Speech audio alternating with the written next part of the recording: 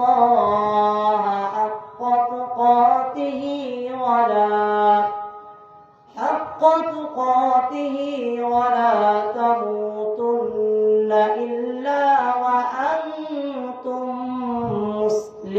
مسلمون صدق الله العظيم وقال النبي صلى الله عليه وسلم المسلم من سلم المسلمون من لسانه ويده أو كما قال عليه الصلاة والسلام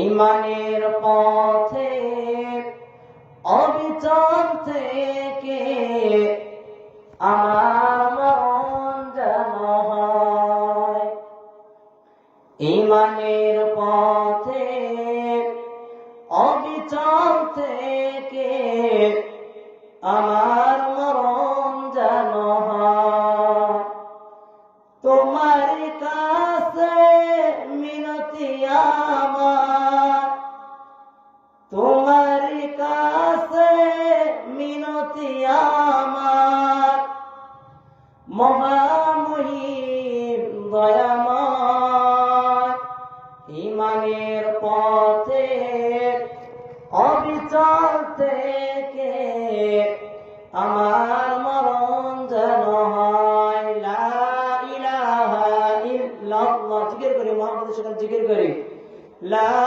ইলাহা ইল্লাল্লাহ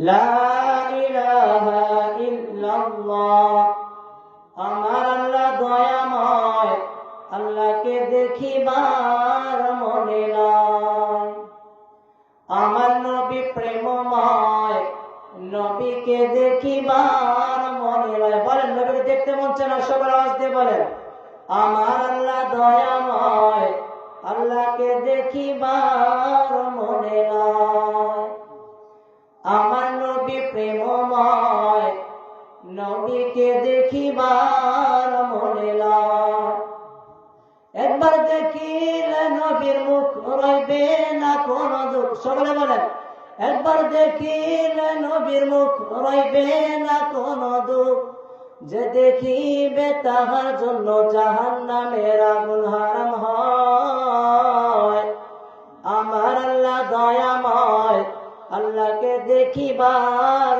মনে নাই লা ইলাহা ইল্লাল্লাহ জির করি লা ইলাহা ইল্লাল্লাহ লা ইলাহা ইল্লাল্লাহ মহাপদ জির করি লা ইলাহা ইল্লাল্লাহ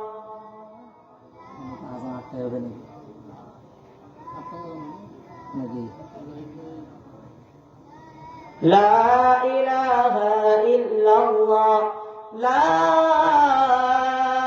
ইলাহা ইল্লাল্লাহু মুহাম্মাদুর রাসূলুল্লাহ সকলে বলি সাল্লাল্লাহু আলাইহি ওয়াসাল্লাম আলহামদুলিল্লাহ রামেশ্বরপুর যুব সমাজের উদ্যোগে আজকে বিশাল ওয়াজ মাহফিল আজকের এই মাহফিলের সম্মানিত সভাপতি প্রধান অতিথি ও বিশেষ অতিথিবৃন্দ ও আজকের মাহফিলের সম্মানিত ওলামা হযরত ও আমার সামনে বসা দিন প্রেমিক ইসলাম প্রেমিক কোরআন প্রেমিক আমার মুসলমান ভাইরা ও পর্দার আড়ালে অবস্থানগত আমার পর্দানিশীল মা ও বোনেরা আমরা সকলে শুকরিয়া জ্ঞাপন করি যে মহান রব্বুল আলামিন দুনিয়ার এই ফিতনা নামক মুসিবত থেকে আপনাকে আমাকে এই জান্নাতের বাগানে আসবার সুযোগ দিয়েছেন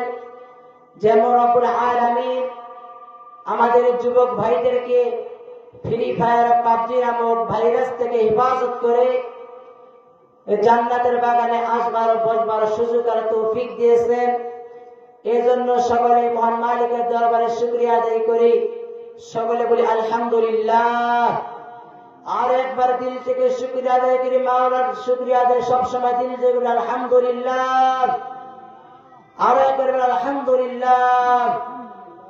মানবতার কান্ডারি যেনাকে সৃষ্টি না করলে আসমান জমিন পাহাড় পর্বত কিছু সৃষ্টি হতো না, যেনার আগমন বার্তায় আধার করছে মানবতার নতুন দিগন্তে নতুন সূর্যের উদয় হয়েছিলেন, যে উম্মতের কান্ডারি গুনাহগারের বন্ধু, যিনার শাফাত ব্যতি রেখে কাল কঠিন কিয়ামতের দিন জান্নাতে জায়গা বাইরে অসম্ভব, সেই রাসূলের প্রতি সকলে দরুদ পেশ করি, সকলে বলি সাল্লাল্লাহু আলাইহি ওয়াসাল্লাম। সম্মানিত দিনী বন্ধুগণ, আমি জানতে চাই আপনার আজকের মাহফিলে আসতে পেরে খুশি না বেজার? আপনারা যদি হন খুশি, সব সময় আওয়াজ দিতে হবে বেশি, আপনাদেরকে আওয়াজ দিতে রাজি। আপনারা এখানে কি জন্য এসেছেন? আপনারা এসেছেন যে আপনাদেরকে প্রসন্ন করা। আপনারা কি জন্য এসেছেন? তাহলে আপনারা বলবেন কোরআন শোনার জন্য এসেছি, কোরআন থেকে কিছু শিক্ষা করার জন্য এসেছি। আর আমরা এসেছি কোরআন বলার জন্য। কথা ঠিক কিনা? এখান থেকে প্রমাণিত হয় যে মুসলমান কোরআনের জন্য জীবন দিতে পারে, মুসলমান কোরআনের জন্য জায়গা জমি ত্যাগ করতে পারে, মুসলমান কোরআনের জন্য বিবিকে বিধবা করতে পারে, মুসলমান কোরআনের জন্য স্ত্রীকে বিধবা করতে পারে, মুসলমান কোরআনের জন্য সন্তানকে ইতিম বানাতে পারে, মুসলমান কোরআনের জন্য জেলখানায় ঢুকতে পারে, মুসলমান কোরআনের জন্য সবকিছু ত্যাগ করতে পারে, কিন্তু মুসলমান কখনো বাতিলের কাছে মাথা নত করতে পারে না। চিল্লাবেন কথা ঠিক কিনা? আমার বন্ধুগণ, আপনাকে আমাকে সেরকম মুসলমান হতে হবে কি হবে না বলেন? মুসলমান কয় প্রকার? মুসলমান দুই প্রকার। বলেন মুসলমান কয় প্রকার? কথা বলেন, কথা বলেন। কথা বললে ভেতরে এটা আটকে থাকবে, দিলের কান্দে শোনা যায়। বলেন মুসলমান কয় প্রকার? মুসলমান দুই প্রকার।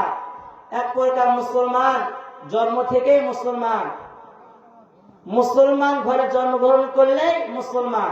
আচ্ছা বলেন তো, যদি কোন বাঘের বাচ্চা হয় তাহলে কিসের বাচ্চা বলবে? বাঘের বাচ্চা বলবে। যে কোনো বকরির বাচ্চা হয় তাহলে কিসের বাচ্চা বলবে? বকরির বাচ্চা বলবে। সেই রকম কোন মুসলমানের ঘরে জন্মগ্রহণ করলে মুসলমান বলে তাকে, মানুষের ঘরে জন্মগ্রহণ করলে তাকে মানুষ বলে।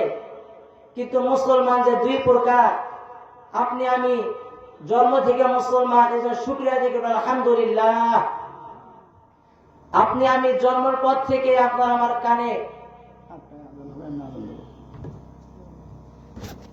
আপনি আমি জন্মের পর থেকে আপনার আমার কানে মধুর আজান ভেসে আসে, আল্লাহর কালামের তেলাওয়াত আমরা শুনতে পাই। জোরে কথা ঠিক কিনা?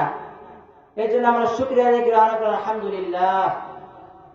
মুসলমান যে দুই প্রকার, এক প্রকার মুসলমান জন্ম থেকে মুসলমান, আর এক প্রকার মুসলমান এইটা মুসলমান হইতে হয়। জন্ম থেকে মুসলমান হওয়া বড় সহজ, কিন্তু দুই নম্বর মুসলমানটা হইতে গেলে কিছু কাজ করতে হয়। তার মধ্যে এক নাম্বার কাজ ঈমান আনতে হয়। বলেন কি আনতে হয়? ঈমান আনতে হয়।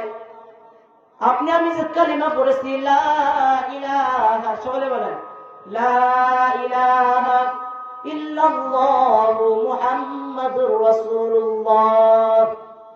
কালিমা পড়লে কি মুসলমান হওয়া যায়? কালিমা পড়ার পর ঈমান, কালিমার কিছু কাজ। কালিমার অর্থ কি? আমি আল্লাহ তাআলা ব্যতীত ইবাদতের উপযুক্ত আর কোন মাবুদ নাই। আজ দেখা যায় বাংলাদেশে আজ মানুষকে ইবাদতের উপযুক্ত বানিয়ে ফেলেছে। নাউযুবিল্লাহ। আজ মানুষ মুসলমান সবাই জানে, কিন্তু তারপরে পীরের কাছে সিজদা করে। যে কথা ঠিক কিনা? এরকম ভণ্ডপীর বাংলাদেশে আছে কি নাই? জোরে বলেন। আমি পীরের বিপক্ষে না, আমি হক্কানি পীরের পক্ষে। আমি হক্কানি পীরদেরকে সম্মান করি, কিন্তু বাংলাদেশের নাস্তিক আর মুরতাদ আছে যারা পীর দাবি করে, ন্যাংটা পীর, ন্যাংটা হয়ে বসে থাকে, সে দাবি করে আমি পীর। যে বলেন নাউযুবিল্লাহ। আল্লাহ তাদেরকে হেদায়েত দান করুক।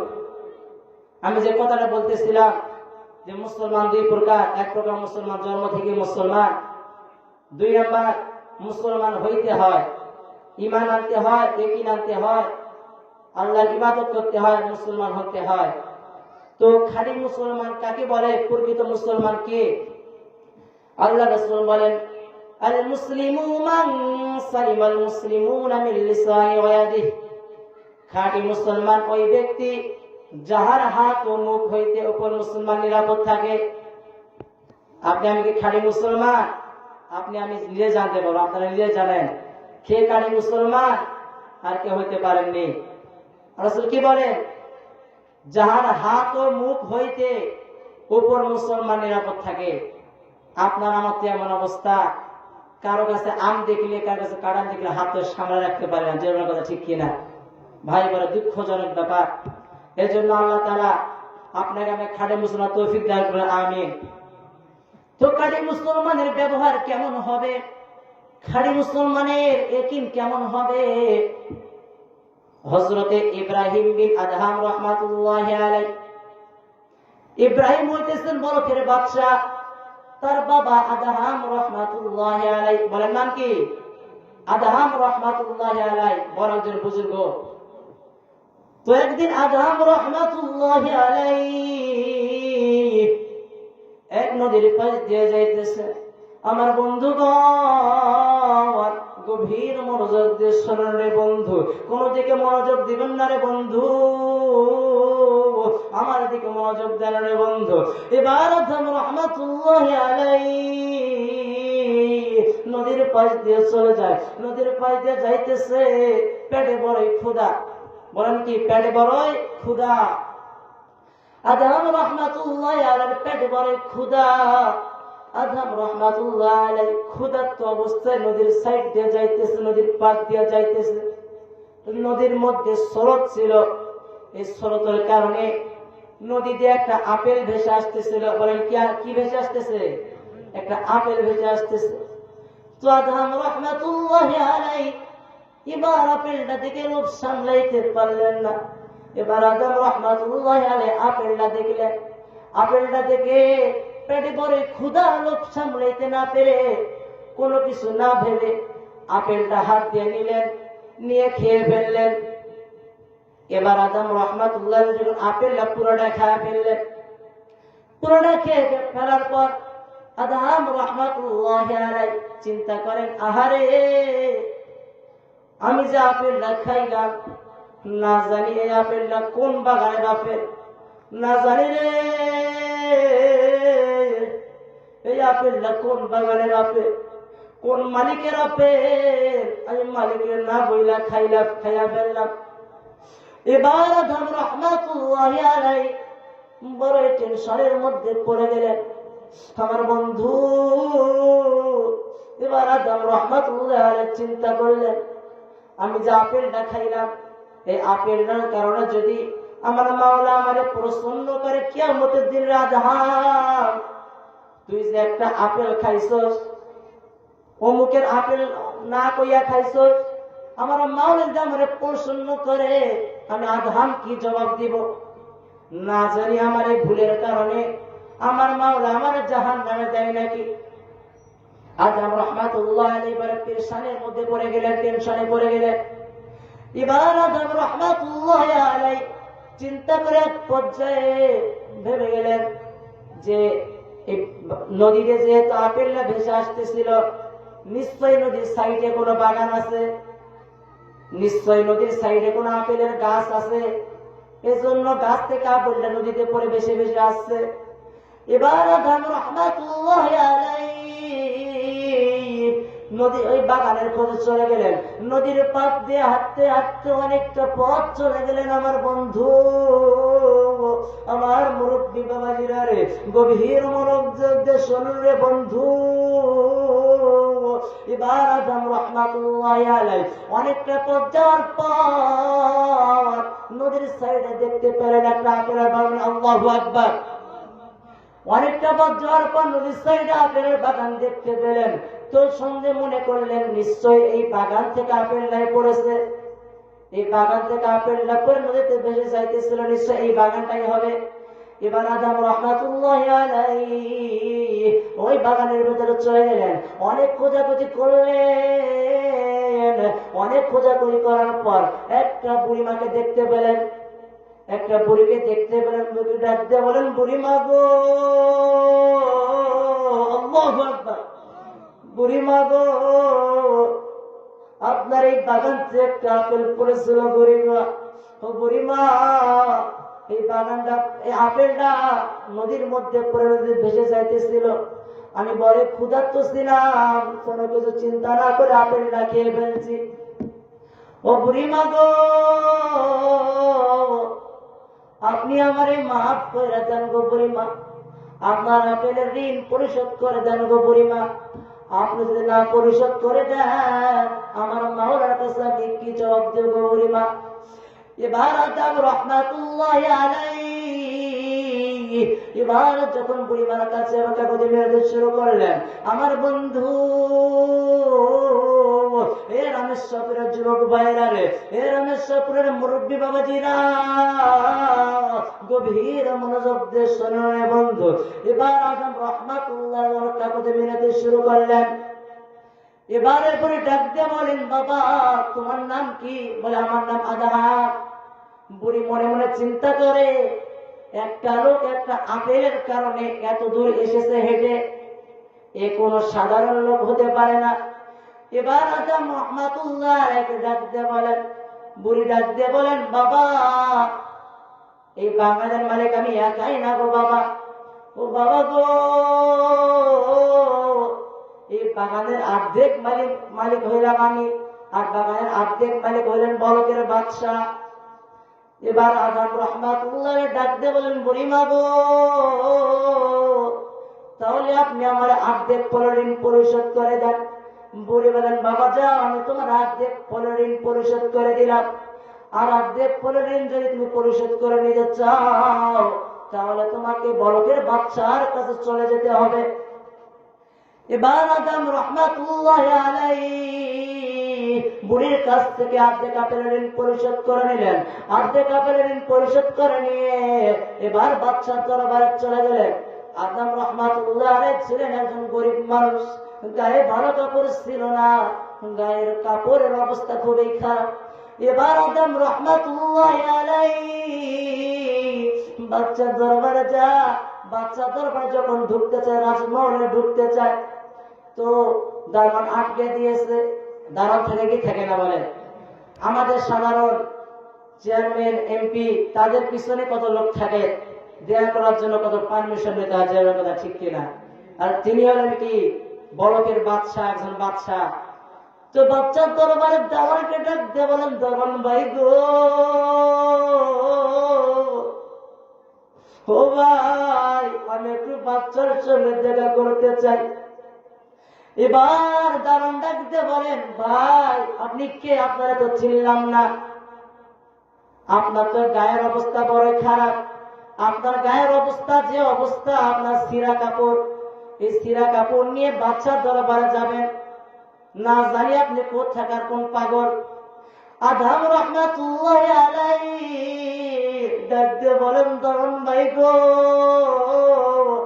আমি বাচ্চার সঙ্গে কারণে দেখা করতে চাই গো ভাই, বাচ্চার কাছে আমি ঋণী আছি।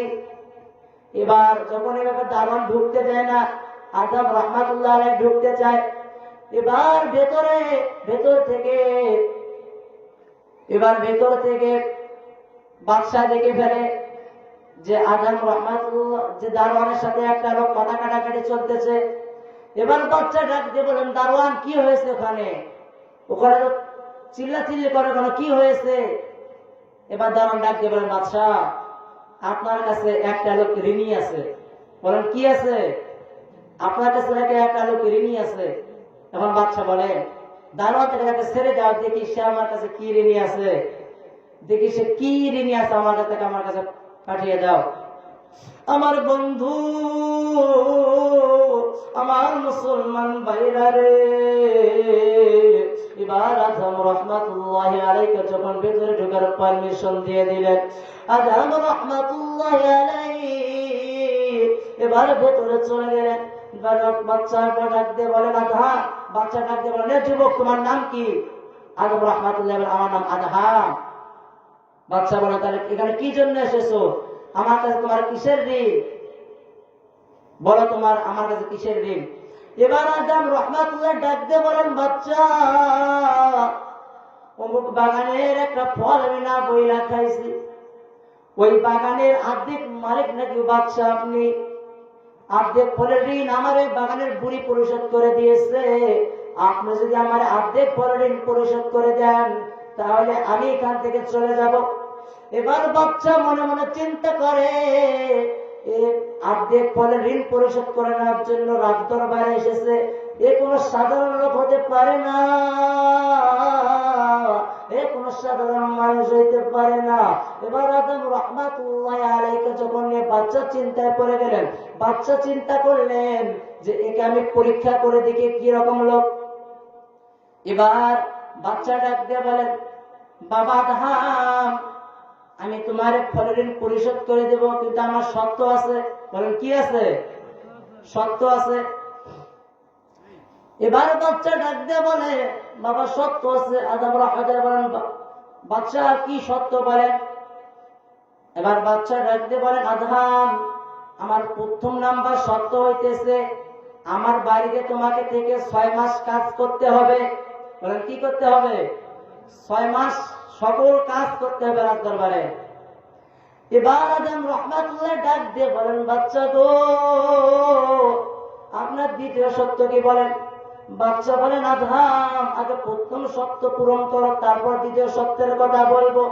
আমার বন্ধু, আমার মুসলমান বাইরে রে, গভীর মনোযোগ দিয়ে শোনেন রে বন্ধু। এবার আদম রাহমাতুল্লাহ আলাইহি প্রথম সত্য মানার জন্য প্রস্তুত হয়ে গেলেন। প্রথম সত্য মানতে মানতে 6 মাস যখন চলে যায়, বলে 6 মাস চলে যাওয়ার পর বাচ্চা দরবারে এসে ডাক দিয়ে বলেন, বাচ্চা গো, আমি আপনার প্রথম সত্য মেনেছি গো বাচ্চা। ও বাচ্চা বলেন, দ্বিতীয় সত্য কি দিবেন গো বাচ্চা? দ্বিতীয় সত্য তাড়াতাড়ি দেন গো বাচ্চা। এবার আদম রহমাতুল্লাহ আলাইহি বাচ্চা ডাক দিয়ে বলেন, আদম রে, আমার দ্বিতীয় সত্যটা হইতেছে, বাচ্চা মনে মনে চিন্তা করে যে এত একটা সুন্দর মানুষ, তাকে যদি আমি হাত ছাড়া করি তাহলে আমার বড় লস হয়ে যাবে। বাচ্চার ছিল একটা মেয়ে, কি ছিল?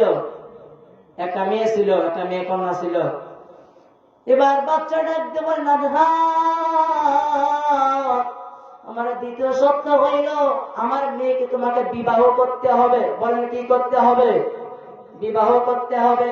আদম রাহমাতুল্লাহ ডাকতে বলেন, বাচ্চা, আমি গরিব মানুষ গো বাচ্চা, আমার গায়ের কাপড়ের অবস্থা ভালো না, আমার শরীরের অবস্থা ভালো না গো বাচ্চা, আমার কোনো বাড়ি নাই, আমার কোনো গাড়ি নাই, যেখানে রাত হয় আমি সেখানে ঘুমাই, আমার কোনো বাড়ি ঘর কিছুই নাই গো বাচ্চা। বাচ্চা ডাক দিয়ে বলেন, আদম, আমি তোমাকে আমার রাজমহল অর্ধেক মালিক করে দেব। আল্লাহু আকবার। এই আদম, আমি তোমার এই অর্ধেক রাজমহলের মালিক বানিয়ে দেব।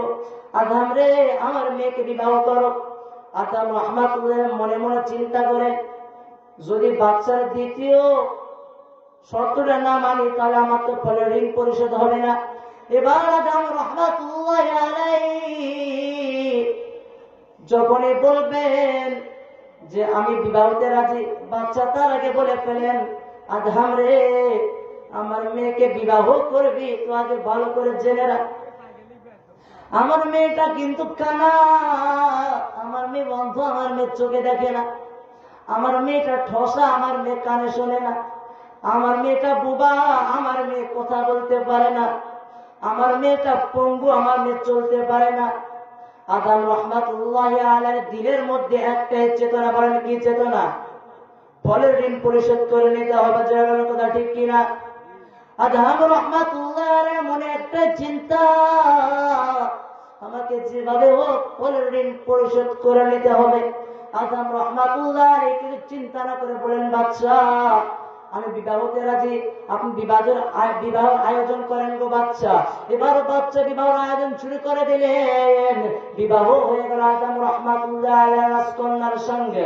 যখন বিবাহ হয়ে গেল, বিবাহের পর যখন আদম রাহমাতুল্লাহ আলাইহি বাসর ঘরে ঢুকতে যাবেন, বাসর ঘরে ঢুকতে যাবেন, দরজা পার হয়েছেন, যখন বাসর ঘরের মধ্যে ঢুকেছেন তো আদম রাহমাতুল্লাহ আলাইহি দেখেন বাসর ঘরে যে খাটের মধ্যে তার বিবাহিত স্ত্রীটা কোনো কানা নয়, কোনো খোরা নয়, কোনো পঙ্গু নয়, স্ত্রীটা যারা একবারে সুন্দর একটা স্ত্রী, বলেন আল্লাহু আকবার।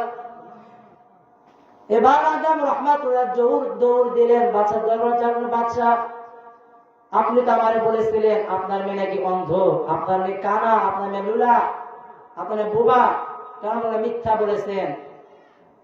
এবার বাচ্চাটা দিয়ে বলেন আদম আমি মিথ্যা বলে, আমি যে বলেছি আমার মেয়ে কানা, আমার অন্ধ, চোখে দেখে না, এর জন্য বলেছে আমার মেয়ে অন্ধ। আমার মেয়ে কোনোদিন আমারে আর আমার স্ত্রী ছাড়া কাউরে দেখিয়ে, বলেন আল্লাহু আকবার। 2 নাম্বার যে বলেছি আমার মেয়েটা বোবা, কথা বলতে পারে না, আমার মেয়েটা কোনোদিন আমি আর আমার স্ত্রী ছাড়া অন্য কোন পরপুরুষের সঙ্গে কথা বলে, বলেন আল্লাহু আকবার। 3 নাম্বারে বলেছিলাম আমার মেয়েটা লুলা, মানে পঙ্গু, হাঁটতে পারে না, এই কারণে বলেছিলাম আমার মেয়েটা তার বাথরুম আর রুম ছাড়া কোনোদিন রাজমহলের বাইরে যাবে, বলেন আল্লাহু আকবার। আদম রে, এই কারণে আমি এই কথা বলেছিলাম। এবার আদম রহমাতুল্লাহ আলাইহি কোনো কিছু চিন্তা না করে বাসর ঘরে চলে গেলেন। এজন্য যুবক ভাইদেরকে বলি না, যুবক ভাই কেন তুমি অন্য নারীর পিছনে ছোট না? যুবক ভাই, তোমার আদর্শ যেমন হবে, তোমার চরিত্র যেমন হবে, ঠিক তেমন নারী তুমি পাবে, কথা ঠিক কিনা? যেমন তোমার আদর্শ যদি ভালো হয় তাহলে আদর্শবান নারী পাবা, আর যদি তোমার আদর্শ খারাপ হয়, তোমার চরিত্র যদি খারাপ হয়, তাহলে তুমি অচরিত্র নারী পাবা। এটাই কি বাস্তবতা, এটাই দুনিয়ার ধার, দুনিয়াতে সব হবে। এজন্য আমার বন্ধু কথা বেশি পারে মনের বন্ধু, সময় বরে কমরে বন্ধু। এবার আদম রহমাতুল্লাহ বাসর ঘরে চলে গেলেন। বাসর ঘরে যাইয়া যখন যায় নামাজ বিছায় নামাজ শুরু করতে চাইলেন, ইবাদত করতে চাইলেন, পিছন থেকে বিবাহিত স্ত্রী ডাক দিয়ে বলেন স্বামী গো, আমি কোনোদিন কোন পরপুরুষের সঙ্গে কথা বলে নেই গো স্বামী। ও স্বামী, আমার উপর আপনার একটা হক আছে গো স্বামী, আপনি ইবাদত করবেন, কোন বাধা নাই, আগে আপনি আমার হক আদায় করেন, তারপর ইবাদত করেন। এবার আদম রহমাতুল্লাহ আলাইহি এবার বিবির হক আগে আদায় করলেন। হক আদায় করে ফরজ গোসল সেরে এবার যায় নামাজ বিছাইয়া ডাক দিয়ে বলেন, দেখি আমার স্ত্রীর বিছানায় বেশি মজা না আমার আল্লাহর ইবাদতের যায় নামাজের বিছানায় বেশি মজা? এবার আদম রহমাতুল্লাহ আলাইহি যখন জায়নামাজ বিছাইয়া ইবাদত শুরু করেছেন, কিছুক্ষণ ইবাদত করার পর চিৎকার মেরে বলে উঠেছেন, এ দুনিয়ার মানুষেরা রে, ভালো করে শুনিয়া নাও, স্ত্রীর বিছানার চাইতে আমার মাওলার ইবাদতের জায়নামাজের বিছানায় বড় মজা, বলেন আল্লাহু আকবার। এই কথা যখনই বলেছে, বলে আদম রহমাতুল্লাহ আলাইহি ইন্তেকাল করেছে। ইন্না লিল্লাহি ওয়া ইন্না ইলাইহি রাজিউন। এই ঘটনায় বললাম আমার বন্ধুগণ যে আদম রহমাতুল্লাহ আলাইহি একটা ফলের কারণে, একটা আপেলের কারণে, একটা আপেলের দাম কত হতে পারে? 30 টাকা 40 টাকা। এই 30-40 টাকার আপেলের কারণে এত কিছু করলেন, 6 মাস কষ্ট করলেন, রাজার মেয়েকে বিবাহ করলেন, অনেক পরিশ্রম করলেন, অনেক রাস্তা হেঁটে আসলেন। কি কারণে? তার মনের চিন্তা, আমার মা আমার জিজ্ঞাসা করে, রাধা তুই অমুকের ফল না বইরা কেন খাইছিস? এই কারণে এসেছে না অন্য কোনো কারণ ছিল? সে জানতো যে রাজার মেয়ের সঙ্গে বিবাহ, জানতো না। এই কারণে বন্ধুগণ আপনার চরিত্র হতে হবে কিরকম? এরকম চরিত্র হতে হবে আমাদের হাত দিয়ে, আমাদের হাত দ্বারা, আমাদের কথা দ্বারা, আমাদের আচরণ দ্বারা যেন কোনো মুসলমান কষ্ট না পায়, এরকম হতে হবে। আজকে তো মুসলমানের দ্বারা অনেক মুসলমান কষ্ট পায় কি পায় না? আজ মুসলমান দাবি করে কিন্তু কোরআনের মাহফিল বন্ধ করে দেয়। যারা কথা ঠিক কিনা? যারা কোরআনের মাহফিল বন্ধ করে তারা কি কাফের? আল্লাহ তাআলা তাদেরকে হিদায়াত দান করুক, যারা কোরআনের মাহফিল বন্ধ করে দেয় তাদেরকে সঠিক বুঝ দান করুক, আল্লাহুম্মা আমিন।